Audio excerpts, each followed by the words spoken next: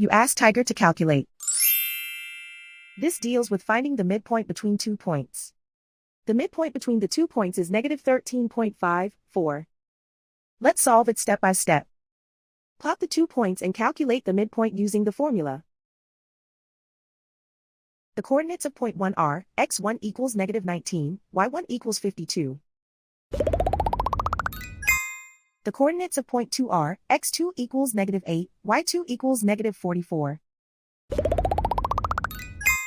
PM represents the midpoint of the 2 points.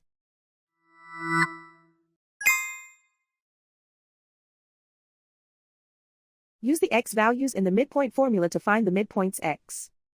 x1 equals negative 19. x2 equals negative 8.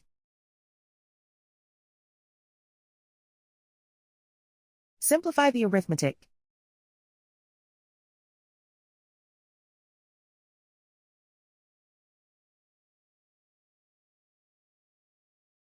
Use the y values in the midpoint formula to find the midpoints y.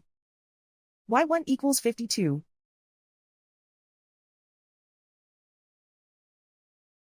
y2 equals negative 44. Simplify the arithmetic.